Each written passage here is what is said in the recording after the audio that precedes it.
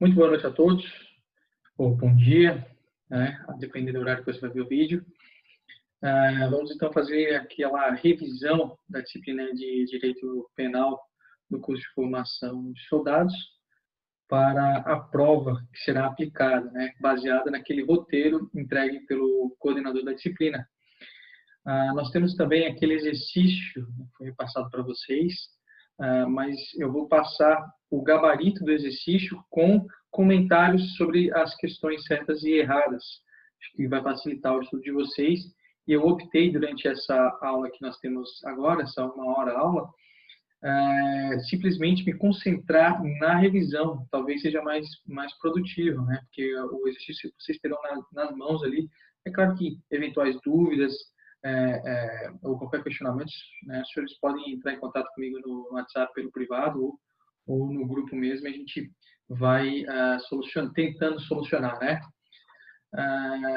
Antes de dar início efetivamente, eu quero lembrá-los, né, que a nossa prova será no dia 3, na segunda-feira, e que a verificação de aprendizagem final, né, a nossa disciplina vai ser composta, dado aí essas intercorrências em virtude da pandemia, a nossa disciplina vai ser composta por uma única prova que vai compor a média dos senhores, né, das senhoras e dos senhores. A prova será presencial e sem consulta, tá? Muito cuidado quanto a isso, né? A prova vai ser sem consulta e se entra naquele dilema que a gente já conversou, né? Muitas vezes prefere prova com consulta, mas pode ocorrer de uma prova com consulta ser mais difícil do que uma sem consulta, né? Então, tudo na vida é 50% dor, 50% ganho. Quanto ao que será disponibilizado para o estudo dos senhores, essa revisão que a gente está fazendo aqui, também a lei, né, a consulta da própria lei, o material dos slides, assim como os POPs que são mencionados, né? Não se preocupem em todos os POPs e tal, são os POPs que são mencionados no transcorrer ali dos slides. Tem uma atenção especial a eles, aos pontos ali indicados. Eu disponibilizei para vocês aquela relação de POPs, né? Tem todos ali. Qualquer coisa, se vocês não tiverem salvo ali, pode me dar um toque, eu mando novamente no grupo, tá bom? A prova será composta por 10 questões objetivas, né? Sendo elas ou de assinalar múltipla escolha, ou verdadeiro ou falso, compondo a unidade de 1 a 6 que nós exploramos no transcorrer da nossa disciplina. A prova, lembrando, foi elaborada pelo coordenador da disciplina com base em questões entregues pelos instrutores. Então, cada instrutor confeccionou algumas questões e foram selecionadas algumas e colocadas na prova. Nós não sabemos quais são as questões que foram escolhidas ou não, né, que foram selecionadas, mas todos contribuíram, né, para a confecção da prova. O coordenador teve o trabalho de selecionar as que ele entendeu mais conveniente. Um detalhe importante trazido aqui, vocês podem ver na própria leitura do roteiro, não será cobrado as penas dos crimes nem os artigos, né? Então, não se preocupe quanto a quantitativo de pena. Caso a prova traga especificando lá determinada pena para os senhores, não será errada a questão simplesmente pela indicação do quantitativo de pena, tá? Ou do número do artigo. Talvez a pena esteja lá para saber se é menor potencial ofensivo ou não, mais ou menos para isso. Mas se a questão não estará errada se o que se exige é saber se é aquele artigo ou não, se é aquele quantitativo de pena ou não. Podem confiar quanto às informações ali trazidas na prova, porque daí seria exigir demais também, né? Não há essa necessidade, não se quer cobrar esse tipo de coisa aqui nesse sentido, né? Então, mais uma vez, para não deixar dúvida, né, a prova será realizada de forma presencial. Presencial não será mamão com açúcar, como foi a outra, né, que pôde ser feita virtualmente, né? Mas acredito também que vocês se dedicaram bastante, continuarão se dedicando, e o resultado vai vir na prova. Acredito que ninguém vai ficar de recuperação, todos vão conseguir passar com notas muito boas. O nosso pelotão é bem qualificado. Então tá, então, sem mais delongas, vamos ao roteiro. Vou compartilhar com vocês aqui a tela e a gente vai verificar alguns pontos do roteiro. Ok?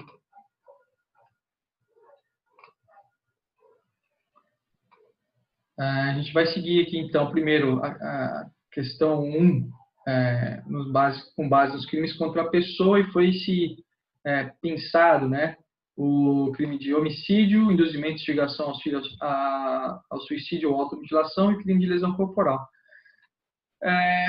Pessoal, olha só, a gente não vai conseguir aqui esgotar tudo, né, todos os pormenores de cada item desse. O que eu vou fazer? Eu escolhi traçar um apanhado geral sobre cada assunto desse e pontuar aquilo que é mais importante, que eu julgo que seja mais factível para ser cobrado, né? Mas assim, é um chute, tá? Se vocês não se limitem tão somente ao que eu vou falar, mas eu escolhi falar aqui sobre o que é mais, que eu julgo que pode haver uma pegadinha, uma cobrança assim, pelo meu tirocínio, digamos assim, né? Mas vamos lá, começamos então com o crime capital, né, do homicídio. Nós temos aqui o crime de homicídio, artigo 121, matar alguém, né? Então, lembrando-se que a pessoa é um crime comum, qualquer pessoa pode praticar, qualquer pessoa pode ser sujeito ativo ou passivo, e ele se consuma quando a pessoa perde a vida, né? E como a pessoa perde a vida?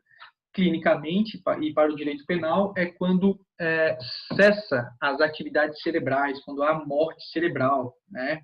Aqui, de acordo com a própria a lei de transplantes, há essa previsão de que a morte ocorre, né, para efeitos jurídicos, a partir do momento da cessação da atividade cerebral. Quando a morte cerebral, aí está se consumado o crime de homicídio, né? O crime de homicídio cabe, obviamente, a tentativa, trata-se de crime instantâneo e de efeitos permanentes e material, né, que há uma estabilização do mundo dos fatos. Vamos fazer uma divisão de como se dá o crime de homicídio para ficar mais fácil para vocês estudarem, né? Então, o homicídio tem a sua forma essencial, que é o CAPT, que é o chamado homicídio simples. E nós temos também a forma do parágrafo 1º, que é o privilegiado. Cuidado, o que é homicídio privilegiado? Isso também se aplica no caso da lesão corporal, tá? O homicídio privilegiado é aquele em que o agente está impelido por relevante valor moral ou social, né? Então, a gente está impelido por motivo de relevante valor social ou moral, né? Ou também sob domínio, né? Tomem cuidado com isso, não é sob influência. Pode acontecer de cobrar influência. Se for influência, uma mera atenuação de pena e não causa especial de diminuição do parágrafo 1º. Então, a gente está sobre domínio de violenta emoção, e essa violenta emoção tem que ser logo após a injusta provocação da vítima. Então, para que se caracterize essa diminuição de pena, que redundará em diminuição de 1/6 a 1/3, quando a gente se configurar nessas situações, né? Há um privilégio. Lembrando, aplica-se também no caso de lesão corporal. Na sequência, vamos pular o parágrafo 2º, porque o parágrafo 2º ele trata essencialmente do crime qualificado, do homicídio qualificado. Então, existe o homicídio simples, o homicídio privilegiado, o homicídio qualificado e o homicídio culposo e o majorado. A gente vai deixar o qualificado para falar por último, quero falar primeiro sobre o homicídio culposo. O homicídio culposo está previsto no parágrafo 3º, a pena será de detenção de 1 a 3 anos. Então, está aqui, ó. Se cometido de forma culposa. Lembra da culpa que a gente já trabalhou? O crime pode ser cometido de forma dolosa ou culposa. E ele é culposo quando a gente não observa, né, uma regra objetiva de cuidado, redundando aí na violação de uma regra objetiva, né, no caso, através de imperícia, imprudência ou negligência. E, dentre os requisitos, como previsibilidade, há também a tipicidade. O que é a tipicidade em crime para a configuração da culpa? Que o tipo penal puna aquela conduta de forma culposa. É o caso do homicídio, né? Então, há aqui a previsão de um crime contra a vida sendo punido de forma culposa, né? Então, há que se destacar esse porém. Vocês vão ver que tem até uma questão sobre isso ali no exercício simulado que eu trouxe para vocês, que fala que o homicídio é o único crime do título dos crimes contra a vida. Cuidado, né? Tem o título dos crimes contra a pessoa e o capítulo dos crimes contra a vida. O homicídio é o único crime ali que pode ser punido a título de culpa, no caso dos crimes contra a vida, né? Que vão a júri, né? Lembrando disso, que os crimes do artigo 121 até o artigo 128, eles vão a júri, né? São submetidos ao tribunal do júri, ok? Cuidado, existe uma causa de aumento de pena se tratando de crime culposo. Lá no parágrafo 4º, ele traz aqui, o parágrafo 3º traz o crime culposo, e o parágrafo 4º vai trazer situações que se aumenta a pena do crime cometido de forma culposa nessa primeira parte, e dolosa, a causa de aumento será o que se traz aqui na segunda parte. Então, se o homicídio for doloso, homicídio simples, doloso, ele será aumentado de 1/3 se praticado contra pessoa menor de 14 ou maior de 60 anos. Já o culposo, ele é aumentado em 4 situações. Primeiro, o homicídio será majorado, né, quando cometido de forma culposa. Se for decorrente de inobservância de regra técnica de exercício, arte ou profissão, imagine um médico que tem um protocolo a ser seguido e não segue, né, deixa de prestar socorro à vítima, não procura diminuir as consequências de seus atos ou foge para evitar a prisão em flagrante. Nessas 4 situações, teremos aqui uma causa de aumento do furto. Falei furto na causa de aumento do homicídio culposo. Tomem cuidado, isso aqui só se aplica para o homicídio culposo. É importante também mencionarmos que existe o homicídio majorado, né? Então, a pena do homicídio será aumentada, né, que, de acordo com o parágrafo 6º, se praticado por milícia privada ou grupos, por milícia privada, né, sob pretexto de prestação de serviço de segurança ou por grupo de extermínio. Haverá aqui uma majoração da pena.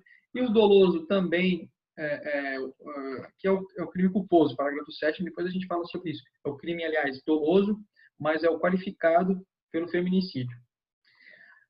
Agora vamos falar sobre as qualificadoras do crime de homicídio. É muito importante, deem uma atenção especial no estudo de vocês sobre as qualificadoras. A gente vai ver aqui que são essas aqui as qualificadoras quanto ao meio, motivo, né, quanto à forma ou modo de praticá-lo, ou até com a finalidade, né? Que seja para assegurar a execução, ocultação, impunidade ou vantagem de outro crime. Percebam, nesses casos a pena será bem mais grave, né, de 12 a 30 anos. E nós temos também algo que é bem recente e que eu destacaria, né, algo bom para se cobrar, é o homicídio qualificado quando praticado contra a mulher por razões da condição de sexo feminino, né? Então, não basta que seja mulher a vítima. Tem que ser uma mulher, mas que ela sofreu o crime de homicídio, a vítima aqui, por razão da condição de sexo feminino, né? Seja porque foi num ambiente de violência doméstica ou familiar, seja porque simplesmente em razão do menosprezo ou discriminação à sua condição de mulher. E aí, no parágrafo 7º, existem situações que eu vou ter ainda um acréscimo de 1/3, né? São essas aqui as circunstâncias. Por fim, quanto ao homicídio, destaco também, muito importante, lembrando que o crime de homicídio, isso não cai crime hediondos para vocês, né? De crimes hediondos, mas os crimes de homicídio qualificados, da forma qualificada, são hediondos. Outro que é importante é o chamado homicídio funcional, né? Aquele que é cometido contra autoridade ou agente escrito no artigo 142 ou 144 da Constituição Federal, né? Então, são todos os membros das Forças Armadas, Marinha Aeronáutica e Exército, ou contra os membros da segurança pública, né? PF, PRF, PM, PC, o bombeiro e agora também, inclusive, a polícia penal, né? Assim chamados os, os membros ali da agentes prisionais foram integrados aqui ao artigo 44, mas aqui já mencionava eles, né? Mencionava antes. E não só contra eles. Tem que ser contra eles, mas em razão da função, obviamente, tem que conhecer essa situação, tem que saber que a vítima ali é um membro dessa força, ele está morrendo por isso, ou até contra o seu cônjuge, né? E aqui, ó, a independência dela significa que ele pode estar até de folga, né? Ou contra seu cônjuge, companheiro, parente consanguíneo até terceiro grau, em razão dessa condição.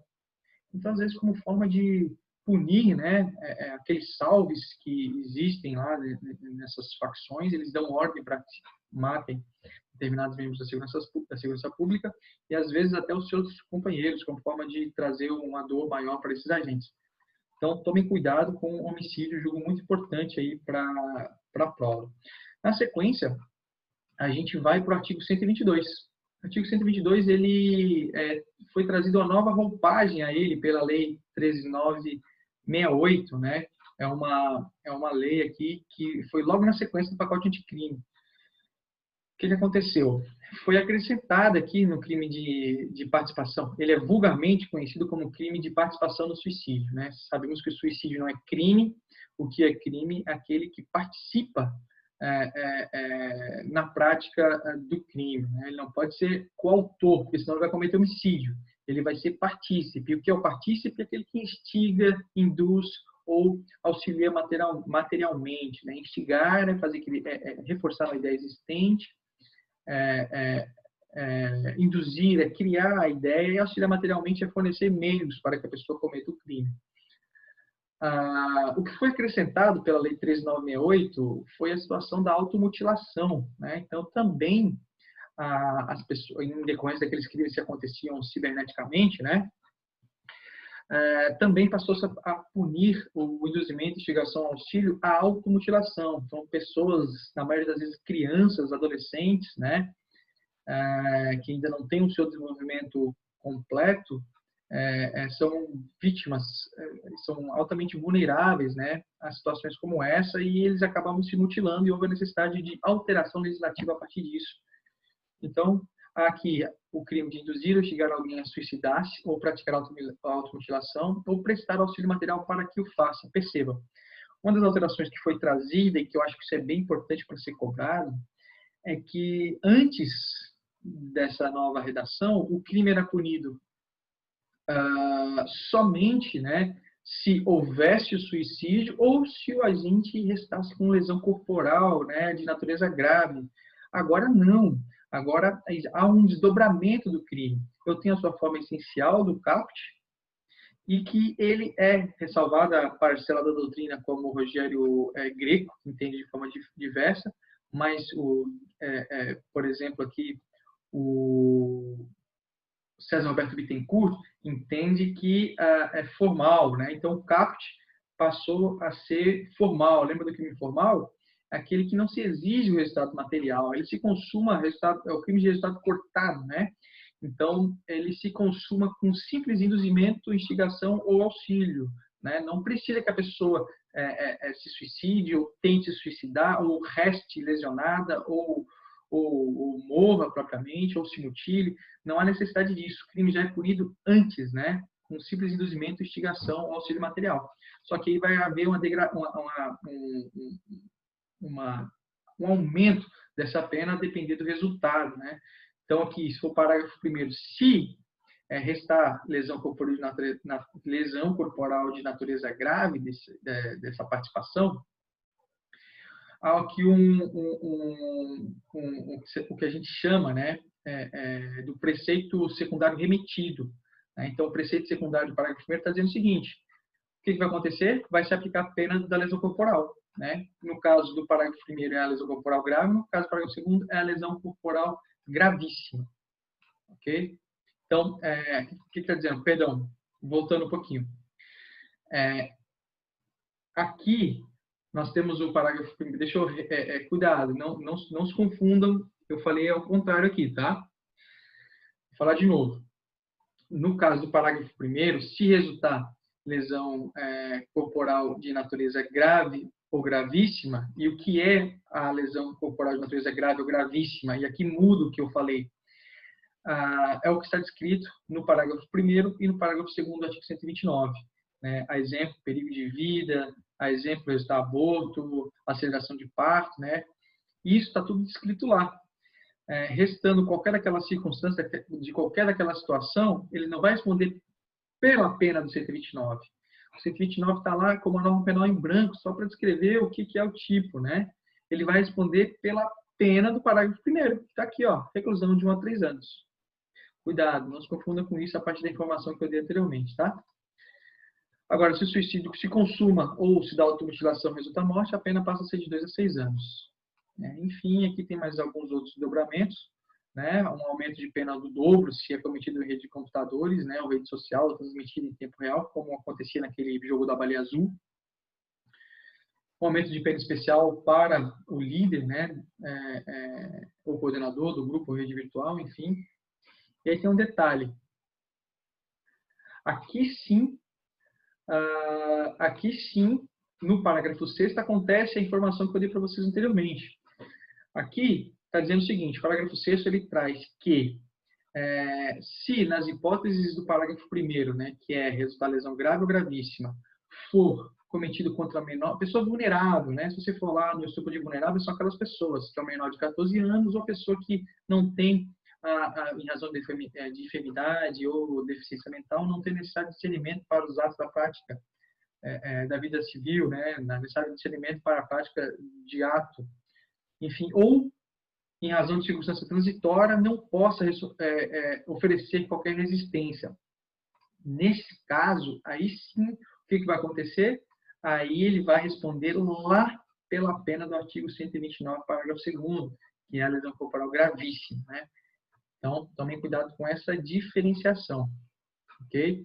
E mais, se for praticado contra essas pessoas que a gente acabou de mencionar, né, menor de 14 anos, ou quem não tem a necessidade de discernimento para a prática do ato, ou que não possa oferecer resistência, né, por exemplo, está drogado, foi submetida a ingestão de álcool, coisa do tipo, não pode oferecer resistência. Se resultar em suicídio daquela pessoa, o agente vai responder por homicídio, né? O agente vai responder por homicídio, aquele que induz, instiga, auxilia materialmente. Tratando-se dessas pessoas ali mencionadas como vítimas, o agente responderá nos termos do 121, que é o homicídio, ok? Olha que interessante aqui.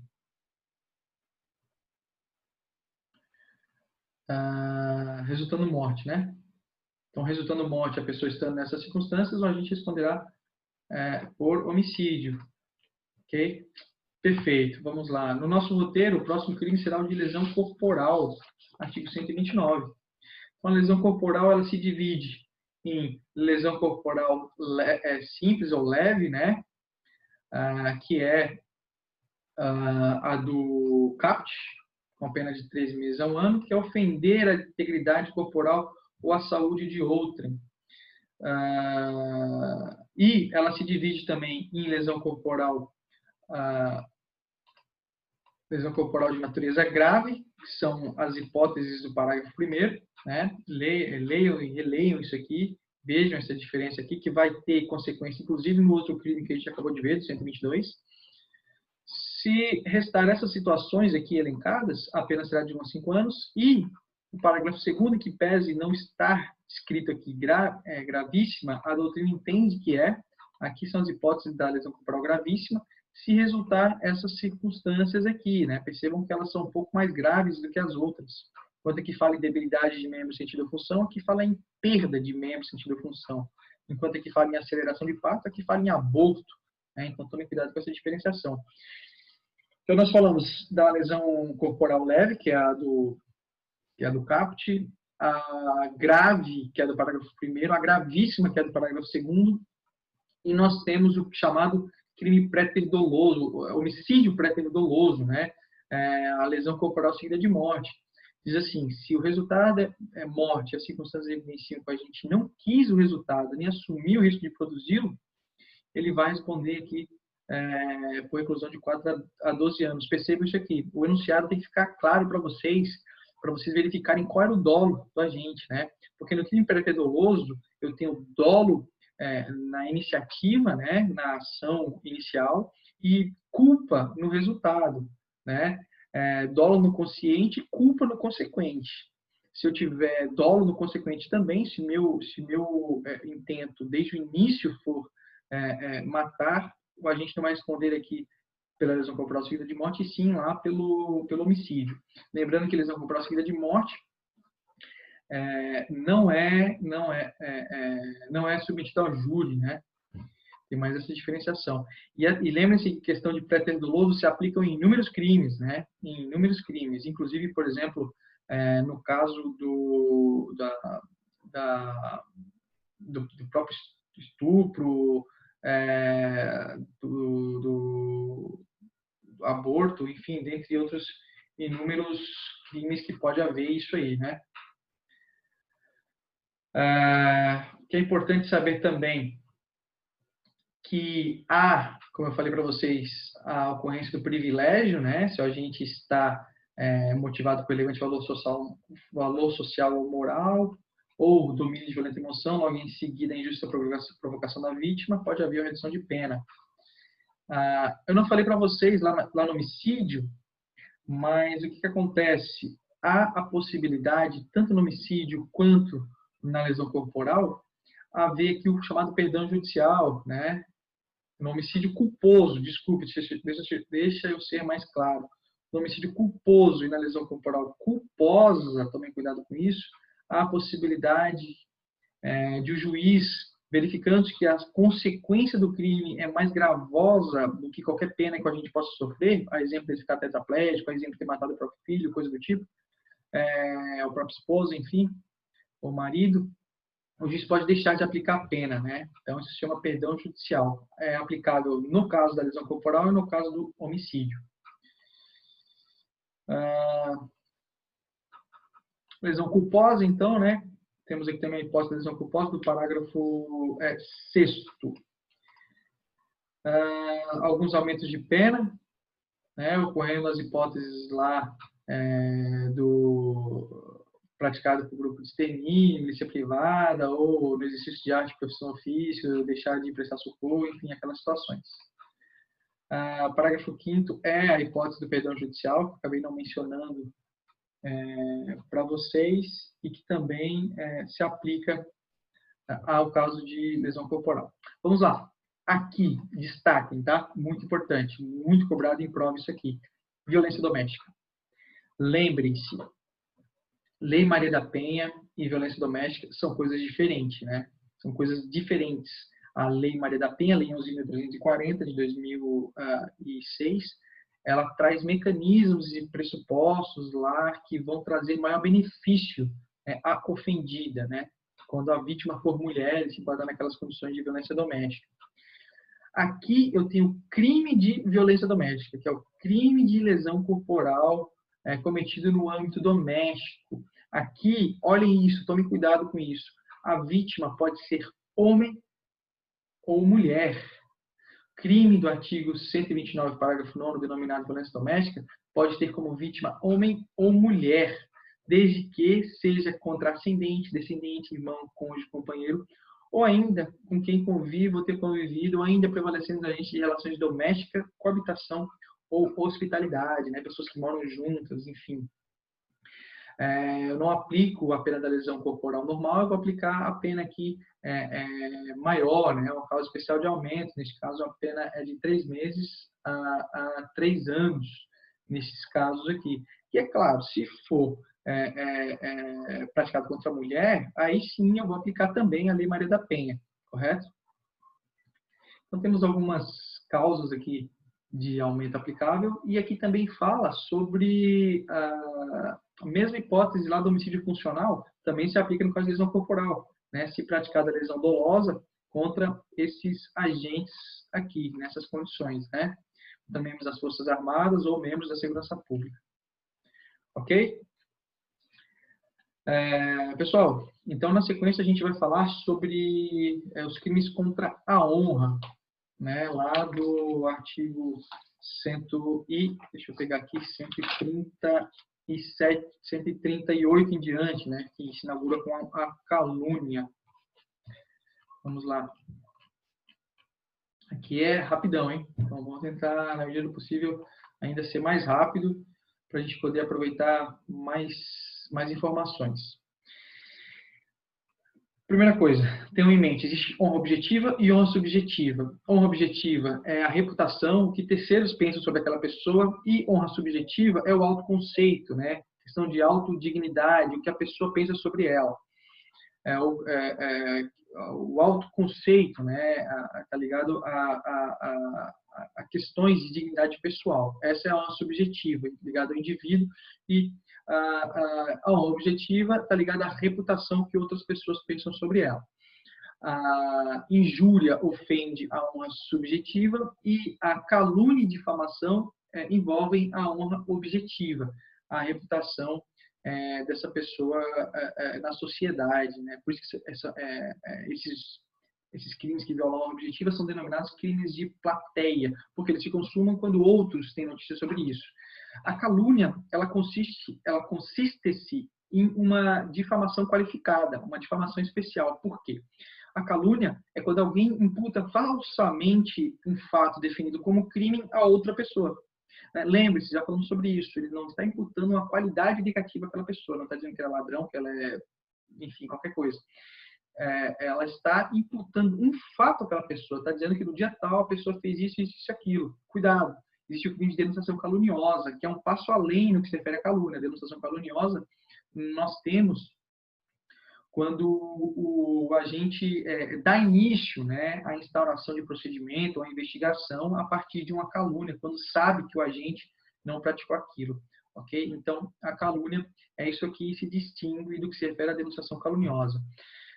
Por sua vez, a difamação, o agente não está imputando um crime. E lá na difamação, na calúnia, tem que ser crime. Se for contravenção, não se qualifica como calúnia, e sim como difamação.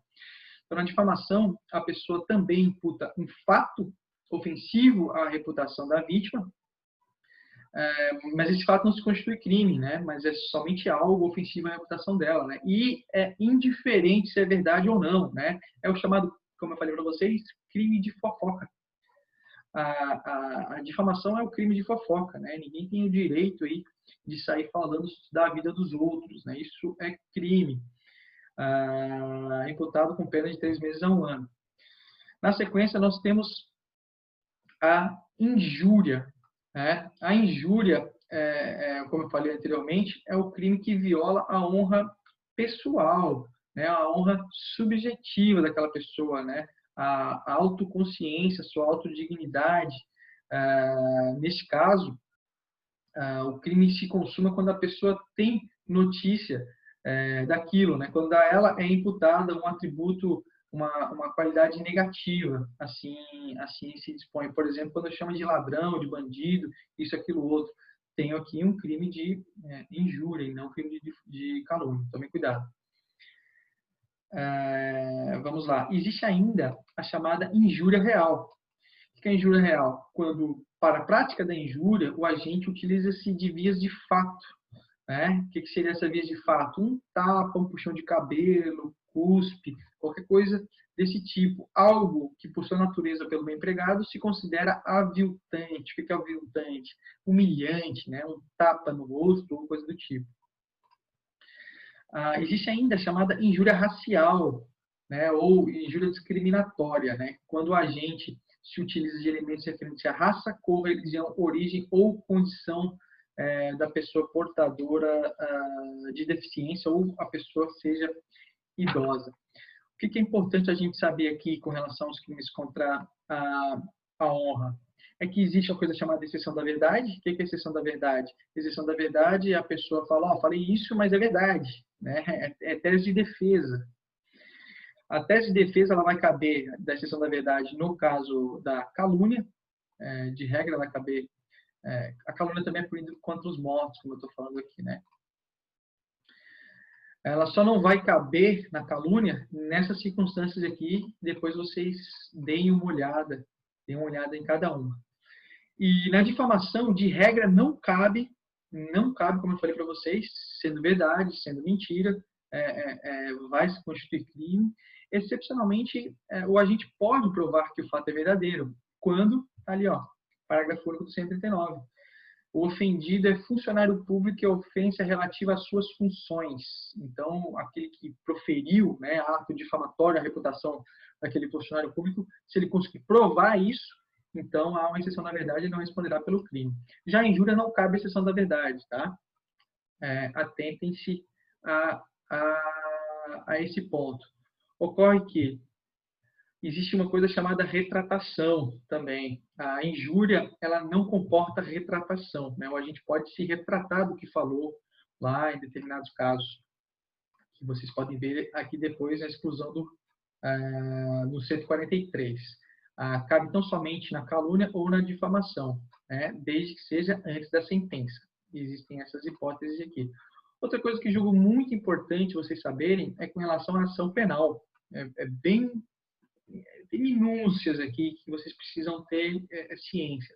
A regra é que a ação penal nesses crimes se prossegue mediante ação penal privada, ou seja, através de uma queixa-crime. Não vai ser de ação privada quando for, no caso, cometido contra o presidente da República, o chefe de governo estrangeiro, contra funcionário público ou em razão de suas funções, né? Aqui vai falar melhor as hipóteses, né? Ou também no caso da injúria real, né? A depender da gravidade das lesões, vai se proceder conforme a lesão praticada, né? Ali que vai vigorar o tipo de ação penal. Então, só para fechar, a ação penal de regra é privada, ela será pública, entretanto, né? Condicionada à requisição do ministro da Justiça quando praticada contra o presidente da República ou chefe de governo estrangeiro, ou também condicionada à representação da vítima quando for contra funcionário público, né? Que aqui tem uma peculiaridade. O próprio funcionário público pode entrar com a queixa-crime, ele continua de ação penal privada, mas também pode se prosseguir mediante representação. Há uma dupla titularidade aqui. E também quando houver a injúria racial, né, chamada injúria preconceito, ela se prosseguirá mediante representação da vítima. Já no caso da injúria real, vai depender do tipo de lesão ali cometida, né? Se resultar uma lesão grave, será incondicionada, né? A injúria real é aquela que decorre de vias de fato ou violência, enfim. Ok? Então, isso que eu julgava importante com relação aos crimes contra a honra. Olha lá, já estamos na questão 3. Bastante coisa, né? Pois é, quanto tempo nós temos? Vamos lá, vamos tocando até onde dá. Crimes contra o patrimônio. Nos crimes contra o patrimônio será cobrado, ao que refere ali a questão 3, crime de furto e crime de roubo, né? Então, atentem-se aqui, né? Artigo 155 e 157. 157. Subtrair para si o furto, coisa alheia para si ou para outrem, né? Coisa alheia móvel. Aqui é o furto simples, lembrando que a teoria adotada pelos tribunais superiores é de que basta a simples inversão da posse. Não há necessidade de o agente tirar da esfera de vigilância e proteção da vítima ou ter a posse mansa pacífica, não. A tentativa é possível, sim, mas ela reside no momento em que o agente está tentando subverter a posse, né? Inverter a posse, melhor dizendo. Então, basta a simples troca de posse aqui desse bem, estará configurado o crime de furto. Nós temos aqui, iniciamos com uma circunstância de aumento, quando o crime, lá na questão tem uma pegadinha, diz assim, quando o crime é praticado à noite. Não basta o crime ser praticado à noite, o crime tem que ser praticado durante o repouso noturno. Aí nós temos um aumento especial da pena. Temos uma hipótese de privilégio, né? Se o crime for de pequeno valor, a coisa furtada, enfim, o juiz pode, e o réu é primário, o juiz pode fazer uma substituição de pena ou diminuí-la, né? Detalhe importante, furto qualificado. quais são as hipóteses que qualificam o furto, né? Olhem bem, deem bastante atenção no que se refere isso aqui a cada uma delas, tá? Como a gente já falou, pode ser qualificado quando resulta mediante concurso de 2 ou mais pessoas, quando há um emprego de chave falsa, né? O agente vai lá com a chave falsa e emprega para abrir determinado cofre, determinado veículo, determinada casa, com abuso de confiança, né? Quando a gente se abusa da confiança empregada, exemplo, empregada doméstica, mediante fraude, né? Lembra do furto mediante fraude de estelionato? Né? Lembra aquela diferenciação que a gente sempre faz? O furto mediante fraude, o agente emprega uma fraude, né? Um erro naquela pessoa, coloca ela em erro e, a partir disso, tira a vigilância do objeto para que, assim, ele possa subtrair. Enquanto que no estelionato, o agente emprega a fraude de modo que, espontânea e própria, a pessoa entrega à vítima o bem a qual ela almeja. Escalada ou destreza. Escalada é qualquer objeto de difícil alcance, né? Seja um prédio, seja um muro alto, ou coisa do tipo, um fosso gigante, algo do tipo.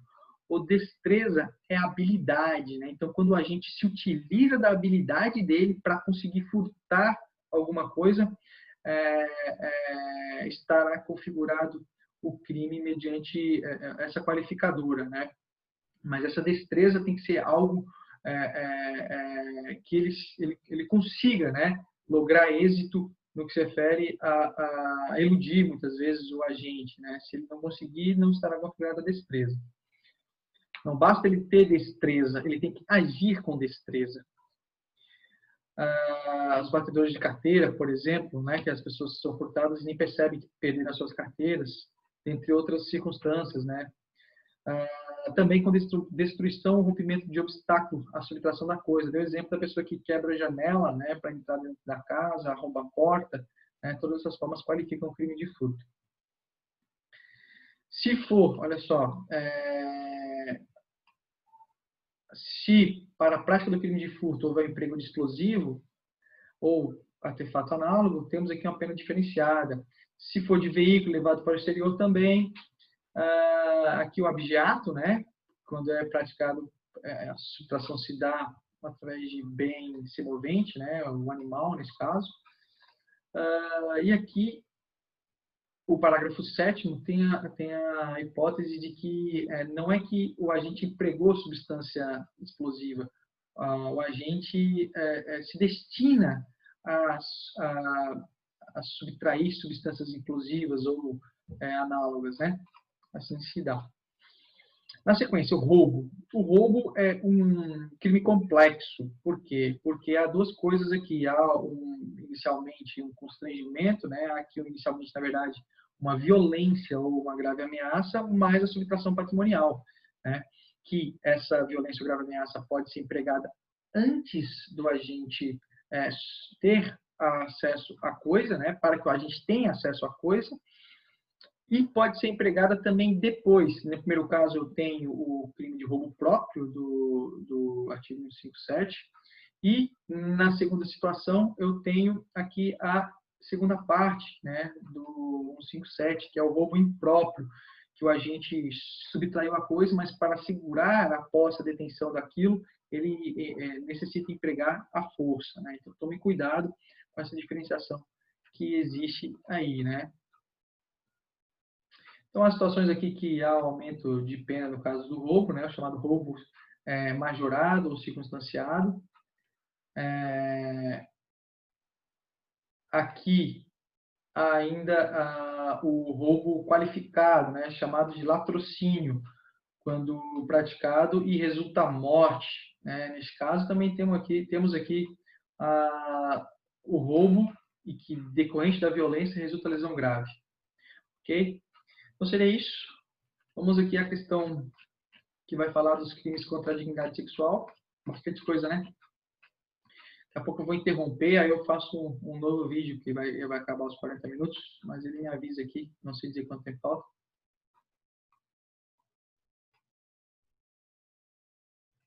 Vamos lá.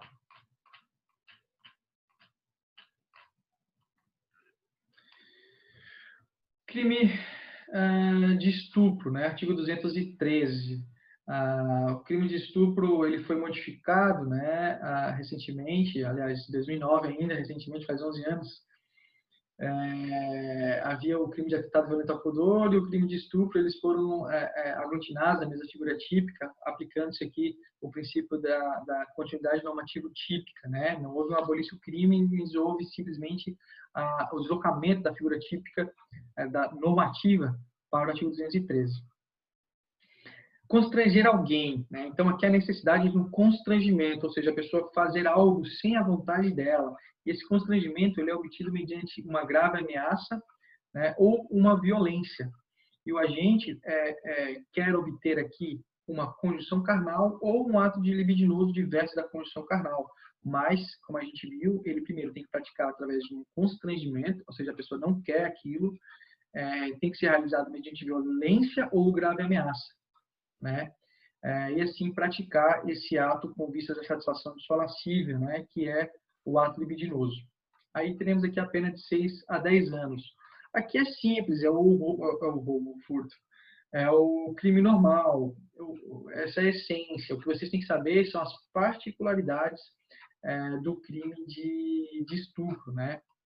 E já começa aqui no parágrafo 1º, né? Que se a conduta resulta lesão corporal de natureza grave, ou se a vítima é maior de 18, menor de 14, a pena é maior, né? É mais repugnante isso, considerando-se que se a vítima for menor de 14, nós temos outro tipo penal, nós teremos o crime de estupro de vulnerável, como a gente vai falar.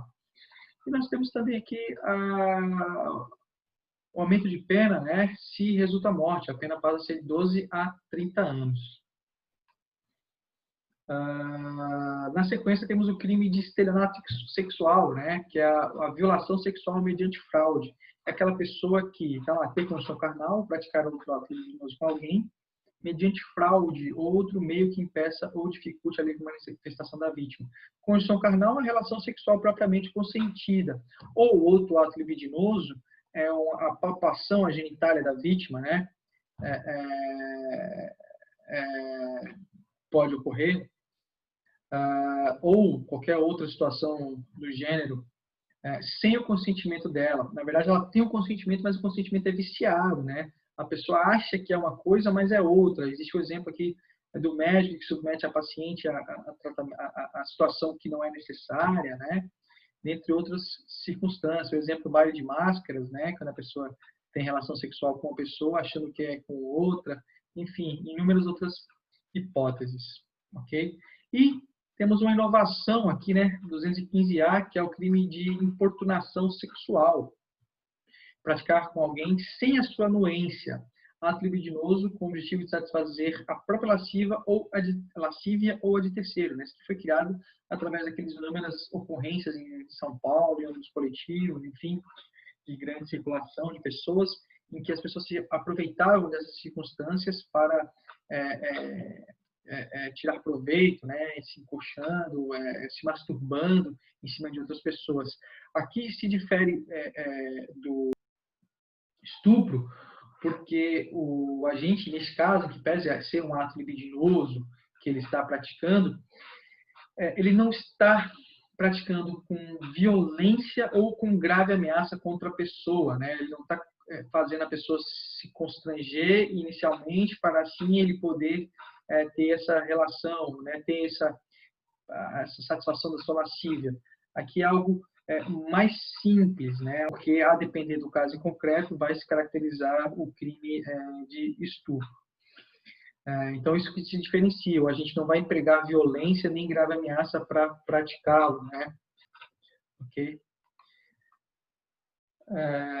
Contra os crimes contra a dignidade sexual, de destaque, falta só o 217. Olha só, ter conjunção carnal ou praticar outro ato libidinoso com pessoa menor de 14 anos. Eu pergunto para vocês, nunca acabei de falar. Vocês viram aqui constrangimento? Contra a vontade? Não tem, né? Então, o crime de estupro de vulnerável, estando a pessoa nessa circunstância, ou seja, menor de 14 anos, independe do seu consentimento. Se a pessoa for menor de 14 anos, qualquer consentimento dela é viciado. não tem valia, né? Inclusive, houve uma alteração recente na lei dizendo que independe do consentimento da vítima ou de ela ter mantido relações sexuais anteriormente ao crime, né? Isso aqui era uma súmula do STJ que foi convertida em lei propriamente, né? Então, mesmo que a pessoa tenha experiência sexual, mesmo que a pessoa tenha consentido, se ela for menor de 14 anos, o crime é de estupro de vulnerável. Também é crime de estupro de vulnerável, né? A pena é maior do que o crime de estupro normal, se a pessoa contra a qual é praticado o ato, né? Aqui aplica a mesma coisa. Se a pessoa, mesmo que em tese consentido, haverá o crime, se a pessoa estiver com enfermidade ou deficiência mental e, em razão disso, não tem o necessário discernimento do ato praticado. Ou até se a pessoa se colocar em situação em qual ela não pode oferecer resistência. Nessa situação, também se consuma aqui o crime de estupro de vulnerável, né? Então, a pessoa é oferecida para ela algum tipo de substância alucinógena, né, sem ela perceber, ela é colocada em situação de total vulnerabilidade, e a partir disso, ela dormindo, sem consciência do que está fazendo, a gente tem relação sexual com ela, nesse caso aqui, há o crime de estupro de vulnerável. Ok, vamos na sequência dos crimes contra a paz pública. Esses crimes agora, a partir de agora, os piores já foi, né, os com mais desdobramentos.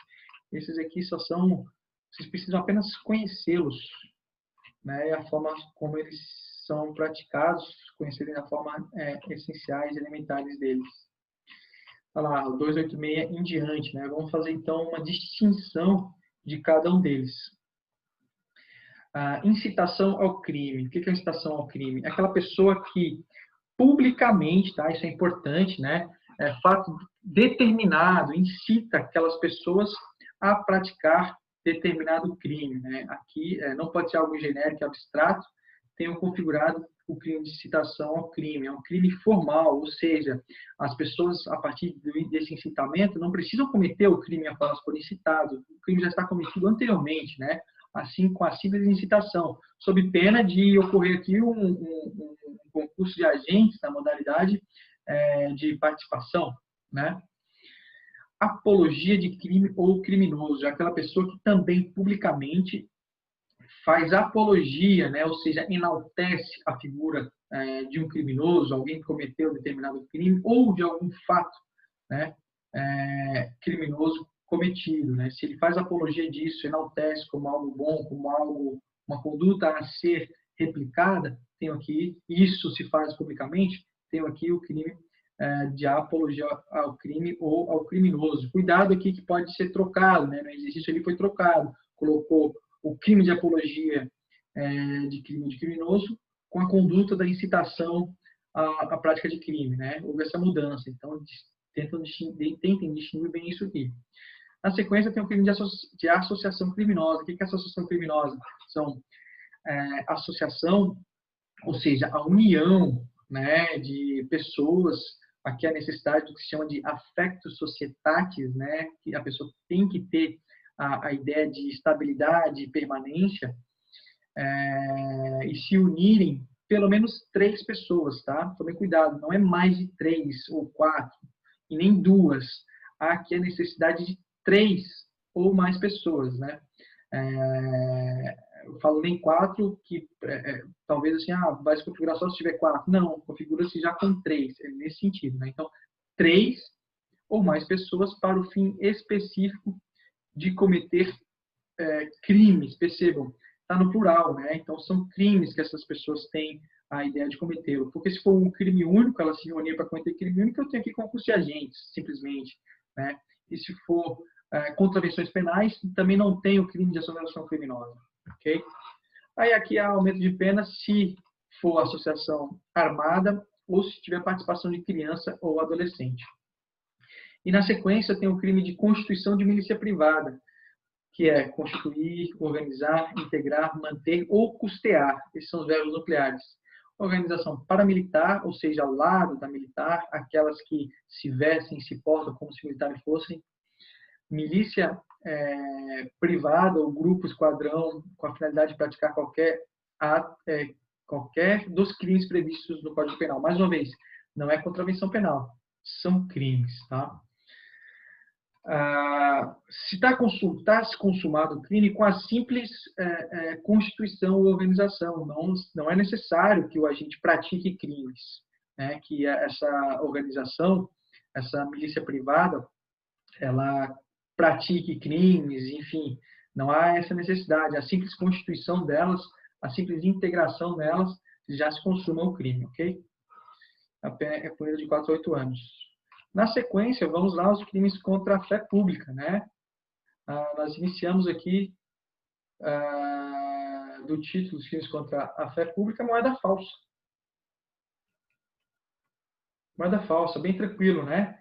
Falsificar. Falsificar como? Fabricando ou alterando. Fabricar é criar, alterar é pegar uma já existente e modificar. A moeda metálica ou de papel, de curso legal no país ou no estrangeiro. Então, essa moeda tem que ser válida no Brasil ou ser válida, estar em curso, né? Ou seja, ser válida propriamente no Brasil ou no exterior. Então, o dólar, o peso, enfim, o euro, qualquer cédula que esteja em curso, né? O cruzeiro já não se configura esse crime porque ele não está em curso no país. Já foi substituído pelo real. Lembrando que a falsificação grosseira, ela não se constitui crime de moeda falsa, podendo aqui ter outro crime, como, por exemplo, um crime de estelionato. Okay?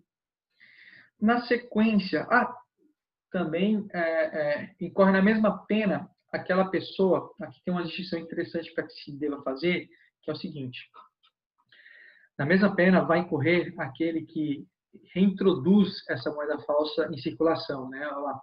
Incorre na mesma pena quem, por conta própria alheia, vende, troca, cede, guarda, empresta ou introduz a circulação moeda falsa.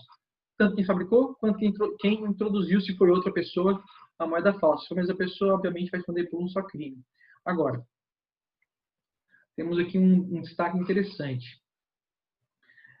Se a pessoa recebeu de boa fé, o que é receber de boa fé? Receber sem saber que é falsa. Depois, sabendo que é falsa, a reintroduz em circulação, aí nós temos aqui, depois de conhecer a falsidade, obviamente, a pena de detenção de 6 meses a 2 anos. Né? Então, aqui é um traço diferencial. Se a pessoa recebe sabendo que é falsa e reintroduz, vai responder com a pena do caput. Se a pessoa não sabe que é falsa, recebe de boa fé, mas sabendo que é de má fé, a reintroduz, aí nós temos o crime punido de 6 meses a 2 anos. Aí vem a pergunta, mas se a pessoa recebe de boa fé e passa também de boa fé sem saber que é falso, aí não tem um crime, né?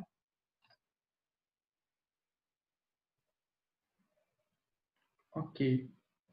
Tá muito rápido, né? Mas é bom que vocês podem voltar, ouvir de novo, ver de novo, enfim. Na sequência, então, para finalizar, os crimes contra a administração. Crimes contra a administração pública, vamos lá. Rapidamente, crime de peculato. Crime de peculato, ele pode se dar. Aqui, eu tenho crime praticado por funcionário público contra a administração pública. No caso do peculato, o agente valendo-se da... Olha, cuidado com isso. É condício sine qua non que o agente se valha da situação de funcionário público, não basta ser simplesmente funcionário público. Percebam, o crime pode se consumar quando o agente se apropria daquele bem, quando o agente desvia aquele bem ou quando a gente subtrai.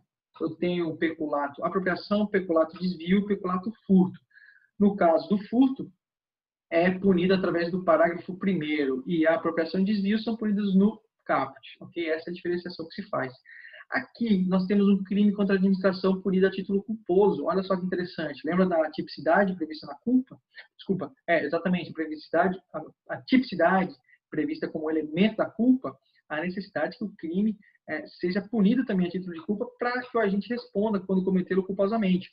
É o caso do peculato. Então, se a gente não toma as cautelas necessárias sobre o bem que está sob sua administração, sob sua cautela, sob sua responsabilidade e outra pessoa o subtrai, esse agente vai responder pelo malbaratamento da coisa pública, né? Pela diminuição patrimonial da administração pública, com a pena de 3 meses a 1 ano. E aqui nós temos uma situação bem interessante, né? Uma situação de extinção da punibilidade. Né? Então, se o agente que cometeu o crime de peculato culposo. Cuidado, isso só se aplica no caso do peculato culposo. Já vi muita pegadinha falando disso aqui em peculato comum, né? Então, o agente que comete crime de peculato e restitui a administração, ele não vai ter aqui a extinção da punibilidade. Só vai ter a extinção da punibilidade se o agente comete culposamente, né? O agente foi negligente aqui no trato com a coisa pública. Se ele procede com a reparação do dano que a outra pessoa causou com a subtração do bem, ou desvio, ou apropriação, enfim, se precede a sentença irrecorrível, é extinta a punibilidade. Okay? Se ele é posterior, pode ter a redução de metade da pena imposta. Então, essa diferença aí são as peculiaridades com relação ao crime de peculato. E aí nós temos o crime também de inserção 313, né, chamado peculato eletrônico, 313A, inserção de dados falsos em sistema de informações. Então, pensa no funcionário público, que, valente daquilo ali, da sua condição de funcionário público, insere ou facilita, né, a inserção de dados falsos, altera ou exclui indevidamente dados verdadeiros, corretos, dos sistemas informatizados dos bancos de dados da administração pública. Aqui é uma finalidade especial, com o fim de obter vantagem indevida para ele, né? Então, é um peculato, um tipo de peculato, mas é um peculato, ele é chamado de peculato eletrônico, né? Uma vantagem indevida para ele ou para outra pessoa, ou simplesmente para causar dano à administração. Esse é o peculato eletrônico, assim chamado. E aí nós temos a concussão. O que é a concussão? A concussão é o funcionário público que, em razão da função, mesmo que ele ainda não tenha assumido a função, ou esteja fora dela, né, mas desde que em razão da função, ele exige, né? Então, isso aqui é um tipo de extorsão, né? Ele exige.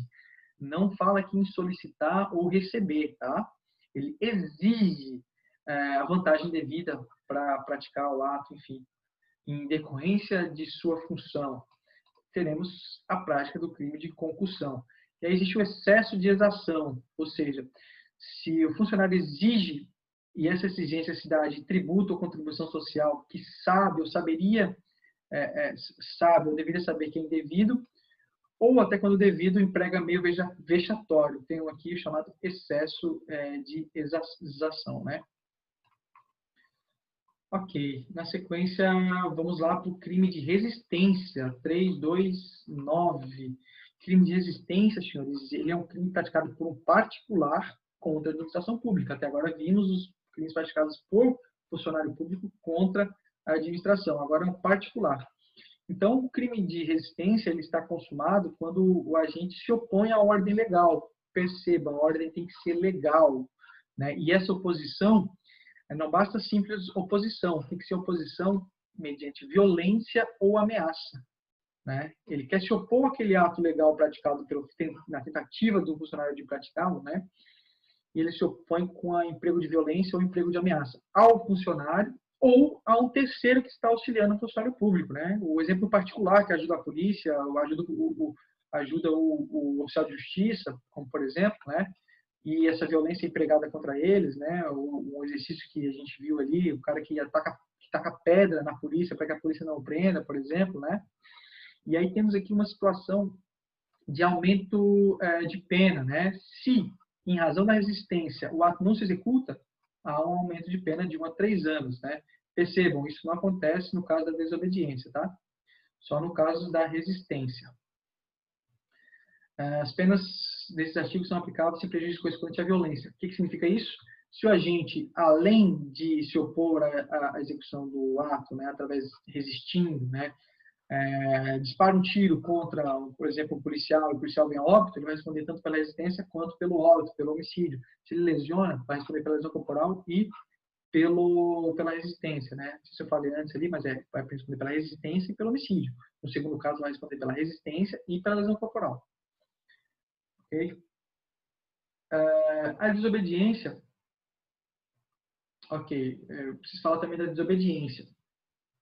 A desobediência, também o agente retruca, não só retruca, né? Se opõe àquela ordem, mas aqui tem que ser uma ordem específica, né? Não basta uma ordem geral, não basta uma ordem legal, tem que ser uma ordem direcionada àquela pessoa.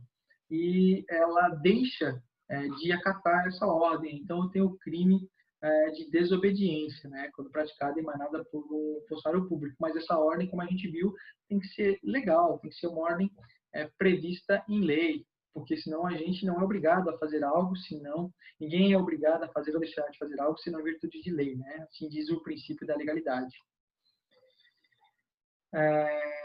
Ok, na sequência nós temos o crime de desacato. Não foi extirpado o ordenamento jurídico, continua sendo punido o crime de desacato, é aquele quando o particular profere contra o funcionário público, de forma a desprestigiar a sua função, ato ofensivo, né? Contra o funcionário público ou em razão da sua função ali, né? Ali sendo executada. Então, a pena será de 6 meses a 2 anos. Várias são as formas de praticá-lo, né?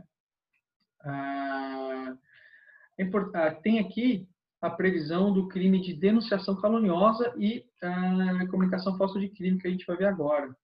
Que são crimes praticados por particulares, mas contra a administração da justiça. Falamos hoje, né, sobre denunciação caluniosa, está fresquinho. Denunciação caluniosa é uma calúnia especial, né? A gente está imputando falsamente um fato definido como crime a alguma pessoa, sabendo que essa pessoa é inocente. Aqui até que eu tenho calúnia. E mais, agora veio a mais, né? Dando causa à instalação de investigação, dando causa a início de processo, dando causa à instalação de inquérito policial, né? Ação de improbidade administrativa, né? Movendo de maneira inócua a administração pública. Aqui eu tenho o crime de denunciação caluniosa. Percebam, se ele dar causa à contravenção penal, também é crime, mas a pena é diminuída de metade nesse caso, né? Se ele imputa ao agente uma contravenção penal, fala que ele é bicheiro, por exemplo, né? Ou está praticando crime, melhor dizendo, né? Está praticando crime de jogo de azar, é punido também como denunciação caluniosa, mas haverá uma redução pela metade. E haverá que um aumento maior da pena se valer de anonimato para fazê-lo ou de nome suposto. Na sequência aqui, nós temos o crime, já ia falar para encerrar, mas temos aqui um detalhezinho importante para ver. Comunicação falsa de crime. Comunicação falsa de crime, ele se difere da denunciação caluniosa porque o agente, nesse caso, ele fantasia o crime, né? Ele inventa um crime que não houve, imputando a alguém que não existe, por exemplo, né? Ou não imputa a ninguém, ele fantasiando, né, a ocorrência de crime ou de contravenção penal que sabe não se ter verificado, né? Então ele provoca a ação da autoridade, chama a polícia até o local da ocorrência, vai até a delegacia de polícia, né, por exemplo, vai até o Ministério Público, até o juiz e comunica a ocorrência de um fato criminoso ou de uma contravenção penal que não existiu. Eu dei o exemplo para vocês do trote, né? Assim que ocorre. Detalhe, ele não pode imputar esse fato a uma pessoa específica, né? Uma pessoa que existe, ou coisa do tipo, sob pena de ele enquadrar-se em outro crime, denunciação caluniosa. A questão 10 fala ali sobre crime de peculato, mas a gente já falou sobre peculato, né? Então tem uma questão somente sobre isso, então deem uma atenção especial. Eu acho que vai cobrar sobre peculato culposo, hein? Só acho. Aqui fala sobre os crimes ainda contra a dignidade sexual, a questão 8 vai falar sobre o crime de ato obsceno, casa de prostituição, que a gente não falou ainda. Ato obsceno e casa de prostituição. Praticar ato obsceno em lugar público ou aberto ou exposto ao público, pena de 3 meses a 1 ano ou multa. O ato obsceno, ele é o crime de mera conduta, aquele crime em que o agente vai praticar um ato obsceno. O que é ato obsceno? É um elemento normativo do tipo, a depender do local, vai ser ou não considerado como obsceno. Mas é algo ultrajante, né? Algo que viole o senso, de acordo com o senso comum daquela localidade, os valores ali previstos. Por exemplo, uma coisa pode ser considerada ato obsceno num desfile de carnaval, né? Como, por exemplo, alguém urina voltado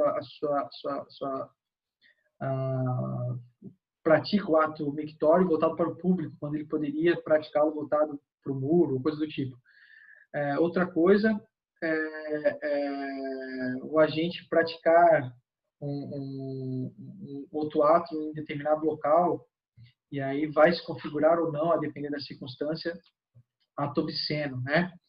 É importante fazer essa diferenciação, mas desde que seja em local público, né? Então, se a pessoa não tem a intenção, ela está praticando ato obsceno, mas ela não está em local público, né? Ela está tentando se esconder ou se esconde efetivamente, ela não comete esse crime. Ou pode não ser local público, mas um local aberto, que outras pessoas consigam ver, ou que seja exposto ao público também, por exemplo, a sacada da sua casa, dentro do seu carro, coisa do tipo, né? Ali estará configurado esse crime. E, por último, temos o crime de casa de prostituição. Crime de casa de prostituição. Aqui no 229. Manter. Trata-se aqui de crime habitual. Não há como fazer um flagrante nesse caso, né? Somente, o que é o crime habitual? É aquele que se consuma diante da habitualidade do comportamento, né? Manter. Ninguém simplesmente mantém, né? Ao longo do tempo faz isso. Por conta própria de terceiro, estabelecimento em que ocorra exploração sexual, haja ou não intuito de lucro, mediação direta do proprietário ou do gerente. Falamos que não é crime a prática de prostituição. O que é crime é a pessoa se manter daquilo, né? Se valer daquilo, explorar aquilo financeiramente, né? Ou simplesmente explorar aquelas pessoas. Inclusive, também é crime, até hoje, não foi estipado, não foi abolido da legislação penal, então ainda é crime a conduta daquela pessoa que mantém o local onde isso ocorre. Né? Isso se dá o nome de casa de prostituição. Pessoal, então seria isso, né, da nossa revisão. Foi muito rápido aqui, muita coisa, muita informação, mas vocês podem voltar, ver novamente. Qualquer coisa, me deem um feedback, me chamem no privado e dá o ok para a gente, beleza? Grande abraço.